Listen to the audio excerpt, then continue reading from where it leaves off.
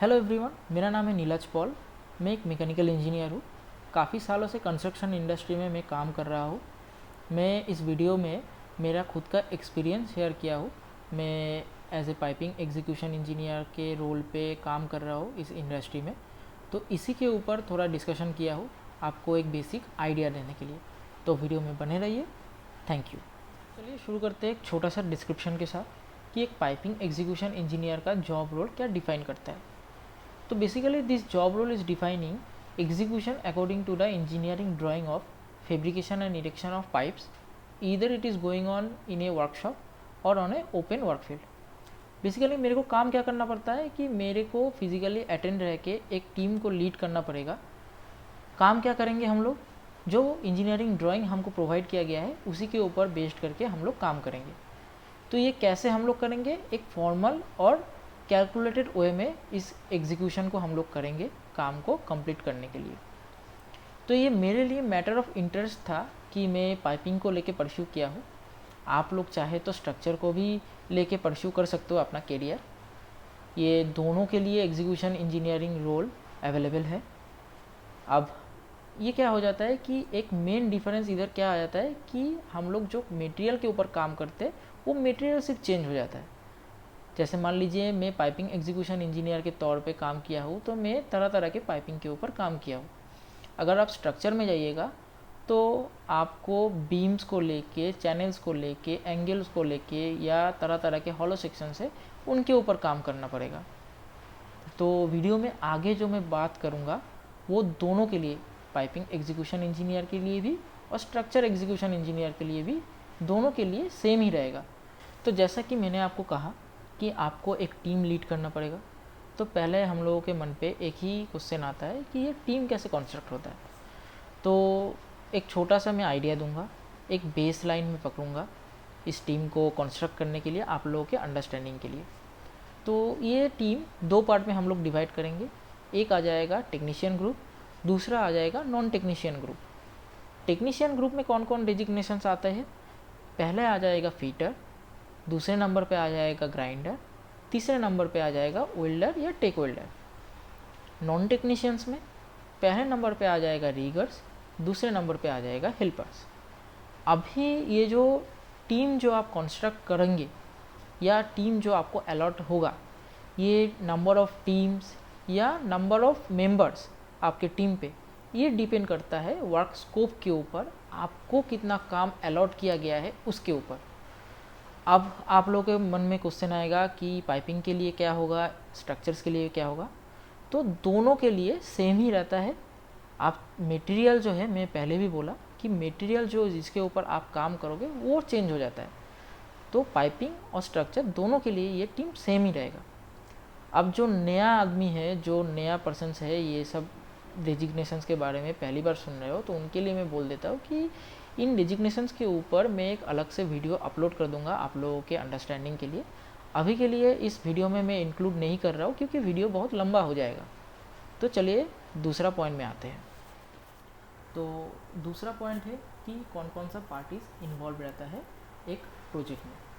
तो ये क्या होता है, ये प्रोजेक्ट के टाइप के ऊपर डिपेंड करता है। दो कॉमन प्रोजेक्ट के टाइप्स है, एक है आपका बू, दूसरा है बॉट। और भी बहुत तरीक़ा का प्रोजेक्ट होते हैं, मैं ये दो कॉमन का नाम लिया हूँ। तो BOO means build, own and operate, BOT means build, operate and transfer. इन सब प्रोजेक्ट में 2 से 3 पार्टीज मेनली इन्वॉल्व रहते हैं। पहला पार्टी हो जाता है ऑनर की साइड, दूसरा पार्टी हो जाता है आपका EPC contractors, EPC means engineering procurement and construction company, तीसरा आ जाता है कॉन्ट्रैक्टर्स एंड सब contractors. So like I will give an example of a brew project where I will consider some ABC named company who is a capable owner and also a EPC contractor। इसमें क्या होगा कि हम लोग इसी company को client के तौर पे कंसिडर कर लेंगे। दूसरा हो जाएगा सम XYZ नेम्ड कंपनी जो हम लोगों का क्लाइंट हायर किया है एज ए कॉन्ट्रैक्टर, जो फिज़िकली वर्क करेंगे, जो सिविल का काम रहेगा, मैकेनिकल का काम रहेगा, इलेक्ट्रिकल का काम रहेगा, उसको कंटिन्यू करेंगे फील्ड में। तो चालू करते हैं पहला पार्ट के साथ, the individuals who are directly connected with my job role. तो इस वीडियो को मैं अपना एक्सपीरियंस के ऊपर डिपेंड करके बना रहा हूँ। तो इनिशियल स्टेज में अर्ली करियर में मैं अपना करियर चालू किया था as a supervisor under a contractor. तो मेरा पॉइंट ऑफ व्यू भी जो रहेगा वीडियो के रिगार्डिंग वो एक कॉन्ट्रैक्टर के साइड में ही रहेगा। तो मैं कंसीडर कर रहा हूँ मेरे खुद को as a supervisor under a contractor. तो इस पार्ट को हम लोग दो पोर्शन में डिवाइड करते हैं। एक रहेगा कॉन्ट्रैक्टर साइड, दूसरा रहेगा client side.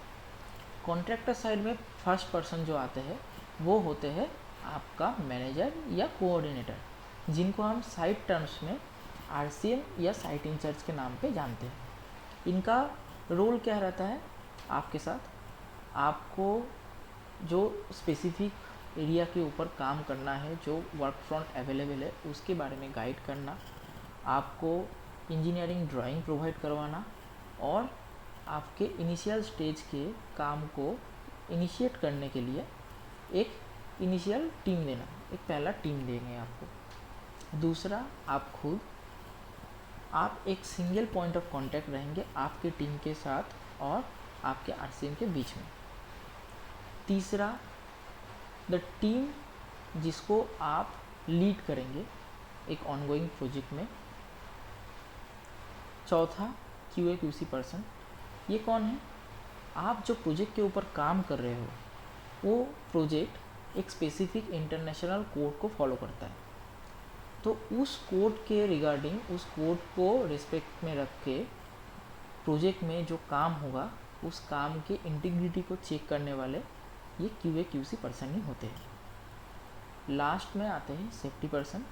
They look all over the plant. इनका काम क्या है, प्लांट में जितना भी काम हो रहा है उनके रिगार्डिंग जो हैज़ार्ड्स है वो काम के साथ इन्वॉल्व हुए सुपरवाइज़र्स, इंजीनियर्स और जो वर्कर्स होते हैं उनको एक इनिशिएशन देना, उनको एक इंफॉर्मेशन देना कि वो सब हैज़ार्ड कैसे वो लोग एलिमिनेट कर सकते हैं, कैसे एक सेफ वे में काम कर सकते हैं।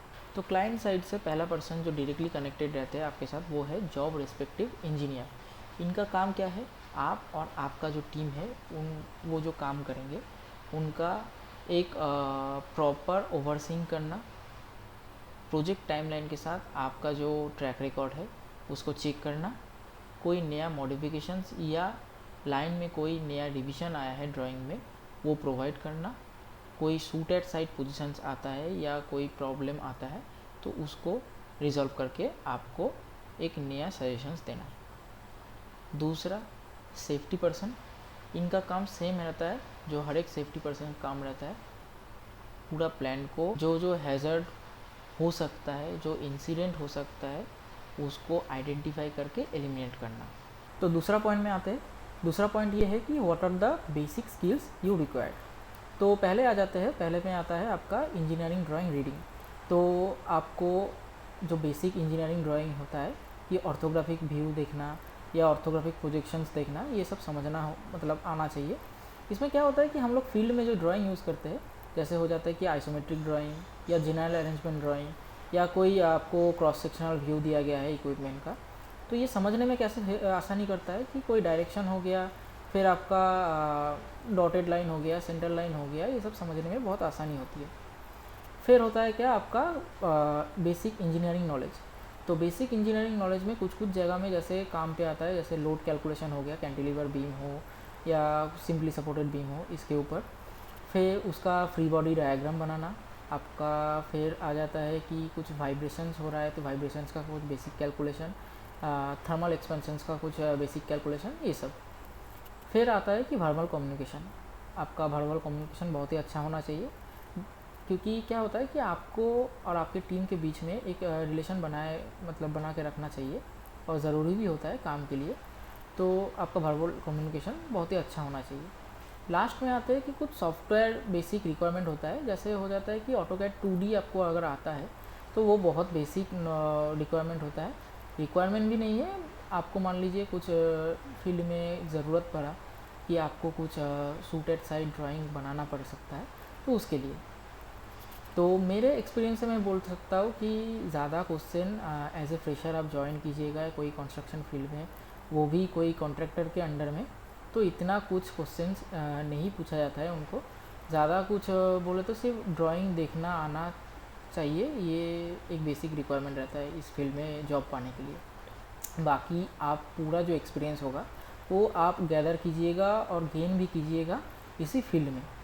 फिर आते हैं कि अपना तीसरा पॉइंट में कि what are the things you will get to learn, आपको क्या क्या सीखने को मिलेगा, क्या क्या नॉलेज आप गेन करोगे। तो ये क्या है, मैं अपने पर्सपेक्टिव से बोल रहा हूँ, मेरे को जो एक्सपीरियंस गेन हुआ है उसके हिसाब से मैं कुछ पॉइंट को नोट आउट किया हूँ। जैसे पहले आ जाता है कि वर्क स्कोप डिफाइन करना। आपको ये थोड़ा सब्जेक्टिव पॉइंट है, क्योंकि क्या होता है कि हम लोग पाइपिंग में जाते हैं तो हम लोग वर्क स्कोप डिफाइन करते हैं इंच डाया और इंच मीटर के हिसाब से। अगर हम लोग स्ट्रक्चर में जाएंगे तो स्ट्रक्चर में हिसाब निकलता है टनेज के ऊपर, वेट के ऊपर। फिर आ जाता है कि इंजीनियरिंग ड्राइंग्स, हम लोग फील्ड में जो इंजीनियरिंग ड्राइंग्स यूज़ करते हैं हम लोग उसको आइसोमेट्रिक ड्राइंग या जनरल अरेंजमेंट ड्राइंग बोलते हैं, जीए ड्राइंग। फिर हो जाता है कि cross sectional views of some equipments, ये सब तरह तरह के ड्राइंग मिलेगा देखने को, इसके ऊपर आपको एक वास्ट नॉलेज हो जाएगा। फिर हो जाता है कि आपका इंटरनेशनल कोड्स एंड उसका एप्लीकेशन। तो एक छोटा सा एग्जांपल दूंगा, जैसे हम लोग यूज़ करते हैं फील्ड में ASME सेक्शन B31.3, ये क्या है, ये एक प्रोसेस पाइपिंग कोड है। तो ऐसे ही बहुत अलग अलग किस्म के कोड है जो हम फील्ड में यूज़ करते हैं। ये क्या होता है कि प्रोजेक्ट के ऊपर डिपेंड करता है, कैसा प्रोजेक्ट हम लोग काम करने जा रहे हैं उसके ऊपर डिपेंड करता है। इसमें क्या लिखा रहता है कि वो प्रोजेक्ट में कौन सा चीज़ आपको फॉलो करना है, कैसे फॉलो करना है, चाहे वो फैब्रिकेशन के रिलेटेड हो, वेल्डिंग के रिलेटेड हो, क्या क्वालिटी इंस्पेक्शन के रिलेटेड हो, ये सब पॉइंट्स उसमें लिखा गया है, ये हम लोगों को फॉलो करना होता है। फिर आ जाते हैं कि मटेरियल कोड्स के ऊपर। मटेरियल कोड्स को हम लोग कैसे आपको समझाए कि एक बेसिक एग्जांपल दूंगा मैं। जैसे मान लीजिए कि आप दुकान पे गए हो, कोई दुकान में एक बोतल खरीदना है स्टेनलेस स्टील का, बोतल खरीद भी लिए और पैकेट में देखिएगा लिखा रहता है कि SS304। तो ये क्या डिफाइन करता है कि एक स्पेसिफिक ग्रेड का मटेरियल SS का ही, स्टेनलेस स्टील का ही, जो हम लोग कंपोजिशन के ऊपर डिपेंड करके ये कोड के वाइज डिफाइन रहता है। तो ये एक प्रिविलेज है जो ऐसे मटेरियल के ऊपर हैंडलिंग किए हैं या ड्राइंग के ऊपर काम किए हैं, उनको एक प्रिविलेज मिलता है इसको समझने में। फिर आ जाते हैं कि शेड्यूलिंग। शेड्यूलिंग क्या है कि आपको जैसे मैं पहले बोला कि आपको वर्क स्कोप डिफाइन करना आ गया तो क्या होगा कि आप एक बेटर शेड्यूल बना सकते हो, एक बेटर अप्रोच रख सकते हो आपके काम के ऊपर, काम के रिलेटेड, कि जितना आपको मान लीजिए कि बैलेंस वर्क मिल जाएगा, टोटल कितना वर्क आपको करना है, इनिशियल स्टेज में आपको कितना काम करना है, इसका एक वास्ट आइडिया आपको मिल जाएगा पहले ही वर्क स्कोप डिफाइन करने के साथ साथ। तो ये क्या होता है, ये आपको मान लीजिए कोई मैन पावर रिक्वायरमेंट होगा या आपको कोई नया ग्रुप इसमें अलॉट करेंगे तो जल्दी काम ख़त्म हो जाएगा, ये सब आप पहले से शेड्यूल में अरेंज कर सकते हो। फिर आ जाता है कि मैन पावर हैंडलिंग। तो मैन पावर हैंडलिंग किस विषय में बोल रहा हूँ, किस लिए, एक मैं स्किल के साथ मतलब नॉलेज के साथ मैं बोल रहा हूँ, क्योंकि नॉलेज गैदर होगा। क्योंकि क्या होता है कि एक ग्रुप जब बनता है तो तरह तरह के किस्म के आदमी आते हैं काम करने के लिए, तो इनको संभालना, इनको एक साथ लाइन अप करके एक साथ काम करवाना आसान बात नहीं होता है। ये आपको क्या होता है कि आप जब काम करना चालू करते हो उसके साथ साथ ही आपको नॉलेज मिलता है कि कैसे आपको मैन पावर हैंडल करना है, किसके साथ कैसे बर्ताव करना है। तो ये एक मैं नॉलेज के ऊपर ही बोलूँगा कि अब मैन पावर हैंडलिंग एक नॉलेज ही होता है। फिर आ जाता है कि वर्क प्रोसेस।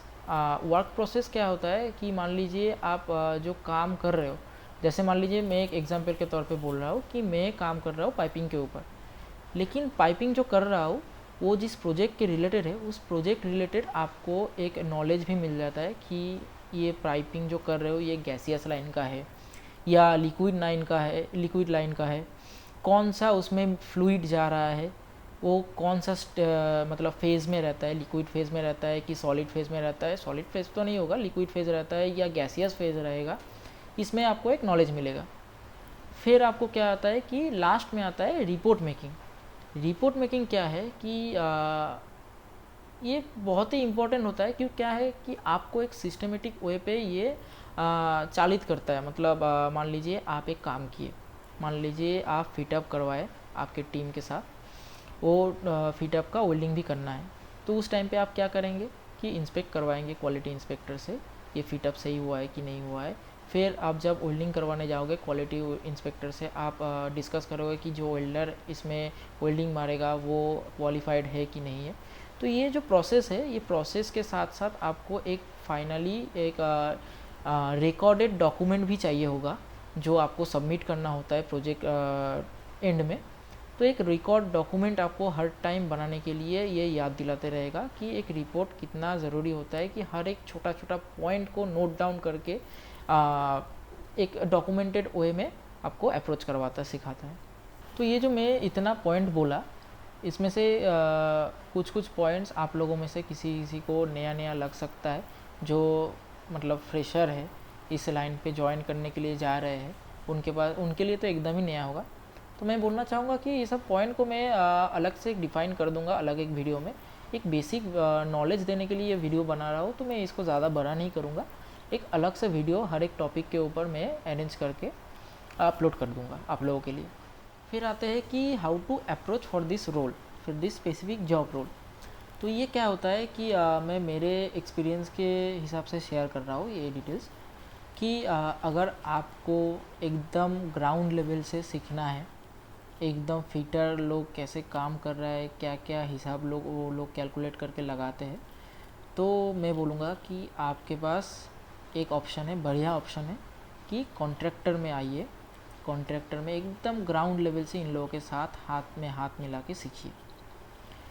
और दूसरा ऑप्शन क्या है कि ईपीसी सेक्टर में अगर जाना है आपको, तो ये क्या होता है, ये लोग ज़्यादातर ऑन कैंपसिंग ही लेते हैं कंपनीज़। और अगर आपके पास एक्सपीरियंस गैदर हो जाता है तो आप इस सब कंपनी में जॉब पोस्टिंग जो ऑनलाइन वेबसाइट है उन पे से ध्यान रख के आप लोग अप्लाई कर सकते हो। मैक्सिमम ईपीसी कंपनीज़ क्या होता है कि 6 से 7 साल से 8 साल इतना का एक्सपीरियंस, मिनिमम एक्सपीरियंस मांगता है। आप किस्मत अच्छा हो तो ऐसा भी होता है कि अपना बजट के हिसाब से देख के वो लोग कम एक्सपीरियंस वाले को भी ले लेते हैं। तो ये क्या होता है कि एक सब्जेक्टिव वे में आप देखिएगा तो किस्मत का खेल है कि आपको कैसा अपॉर्चुनिटी तब मिल रहा है, कब मिल रहा है, उसके ऊपर डिपेंड करके। बाकी तो कॉन्ट्रैक्टर्स एकदम ग्राउंड लेवल से आपको सीखना है तो कॉन्ट्रैक्टर्स में जाइए। और अगर आपको थोड़ा हायर लेवल में चाहिए, कॉन्ट्रैक्टर्स में क्या होता है कि आपको थोड़ा सुविधा थोड़ा कम मिलेगा, लेकिन नॉलेज अगर गेन करना है तो contractor is the best option. फिर ईपीसी तो है ही आपके पास ऑप्शन। और उसके बाद मैं बोलूँगा, ये थोड़ा स्पेशल नोट पे बोल रहा हूँ कि आपको क्या क्या चीज़ ध्यान रखना पड़ेगा इस फील्ड में अगर जॉब करने के लिए आप अप्लाई कर रहे हो। मैं क्यों बोल रहा हूँ, क्योंकि मैं बहुत जगह में मतलब ये फेस कर चुका हूँ कि अगर मतलब कितना हर्ष होता है कि एक खुले एनवायरनमेंट में काम करना, और बाकी बहुत कुछ डिफ़िकल्टीज आता है। तो अगर आपको सीखने का इच्छा है तो कोई भी चीज़ आपको रोक नहीं सकता है, चाहे वो आप किधर भी काम कीजिए। आपको नॉलेज अगर गेन करना है तो आप सीख सकते हो, कोई इशू नहीं है। बाकी में कुछ पॉइंट है तो वो मैं पॉइंट आउट कर देता हूँ। जैसे मान लीजिए कि ये देखिए, ये क्या है, ये डेस्क जॉब तो है नहीं। 9 से 6 का आपका कोई ऑफिस क्यूबिकल में बैठ के काम करना होता है, ये एकदम ही नहीं है। You have to be very serious to, मतलब आपको एक एक्टिवली अगर पार्टिसिपेट करना है इस जॉब में, तो ये मान के चलिए कि आपको हर एक टाइम पे फील्ड में आपकी टीम के साथ प्रेजेंट रह के ये काम करवाना होगा। दूसरा है कि don't be shy to ask any doubt. आपको अगर कुछ भी डाउट हो रहा है प्रोजेक्ट में काम के रिलेटेड, तो तभी पूछिए जो आपके पास सबसे ज़्यादा लगता है कि आपके एक्सपीरियंस पर्सन उस जॉब के रिलेटेड कोई है आपके पास, या आपको मान लीजिए आपके सबसे ज़्यादा मतलब जॉब एक्सपीरियंस वाला बंदा होगा आपका साइट इंचार्ज। उनको जाके पूछिए, सजेशन लीजिए कि कैसे काम करवाना होगा, कैसे हम अप्रोच करेंगे कि ये काम अच्छे से हो जाए। फिर आ जाता है कि आप इसमें अकेला इस फील्ड में कुछ नहीं कर सकते हो। मैं पहले ही आपको बोल रहा हूँ कि आपको एक टीम दिया जाएगा, तो ये क्या होता है कि आपका टीम को तो आपको संभालना ही होगा। उसके साथ साथ क्या होता है कि आपका काम जो होता है वो दूसरा आदमी के काम के ऊपर भी रिलेट करता है। जैसे मान लीजिए आपको एक पाइपिंग करना है, तो पाइपिंग करेंगे कि इसमें एक स्ट्रक्चर के ऊपर जाना पड़ेगा, उसमें सपोर्ट देना पड़ेगा। एक पाइप रैक चाहिए, तो वो किसके ऊपर डिपेंड करेगा, एक स्ट्रक्चर वाले जो आदमी काम करे उसके ऊपर। अब स्ट्रक्चर वाला जब ये काम अपना करेगा, वो किसके ऊपर डिपेंड करेगा, वो डिपेंड करेगा कि सिविल वाले के ऊपर। सिविल वाला अगर अपना फाउंडेशन बना देगा तो स्ट्रक्चर वाले जाके उसमें बैठाएंगे, फिर आपका पाइपिंग अगर करना है तो पाइपिंग उसके ऊपर से जाएगा। तो एक सिस्टमेटिक वे में सब कोई कोऑर्डिनेट करके एक साथ काम करता है। फिर आ जाता है कि आपको ये थोड़ा मतलब सीरियस नोट लीजिएगा कि आपको छोटे से छोटा चीज़ भी पॉइंट आउट करके रखना है, चाहे वो आप मेल पे लीजिए या फिजिकली रिटर्न में लीजिए। क्योंकि क्या होता है कि फील्ड में जो काम हम लोग करते हैं इंजीनियरिंग ड्राइंग के ऊपर डिपेंड करते हैं, कुछ टाइम पे क्या होता है शूट एट साइड जॉब भी होता है। तो वो क्या होता है कि हम लोग फील्ड में वो उसी टाइम पे हम लोग उसको ऑब्ज़र्व करके उसको मॉडिफाई किया जाता है। तो ये सब मॉडिफिकेशन जो हो रहा है उसका एक सीरियस नोट पे एक डॉक्यूमेंटेड होना बहुत ही ज़रूरी होता है। तो आपको ध्यान रखना है कि आपके पास उसका प्रूफ रहे उस टाइम पे। ये नया मतलब मेरे साथ हुआ है, इसीलिए मैं ये एक पॉइंट ऐड कर दिया। क्योंकि मैं जब गया था ज्वाइन किया था तो मेरे को इतना मेल में नोट डाउन लेना या सीरियस नोट पे कोई एक डॉक्यूमेंटेड प्रूफ रखना इतना मेरे को मतलब पता नहीं था। मैं सीखा हूँ, कुछ जगह में मैं बैकफायर हुआ है कुछ काम, इसके लिए मेरे को एक एक्सपीरियंस गैदर हुआ है। इसीलिए मैं आपको बोल दिया कि ऑन ए सीरियस नोट ये आपको करना ही होता है और करना ही चाहिए। तो वीडियो के एंड में यही बोलूँगा कि मैं अपना एक्सपीरियंस शेयर किया हूँ इस रोल के ऊपर। आपको क्या क्या अपॉर्चुनिटीज़ मिलेगा, सीखने को मिलेगा, आपको कैसे अप्लाई करना पड़ेगा, एक बेसिक आइडिया देने के लिए ये वीडियो बनाया था। आशा करता हूँ कि आप लोगों को ये हेल्पफुल रहा होगा। Thank you.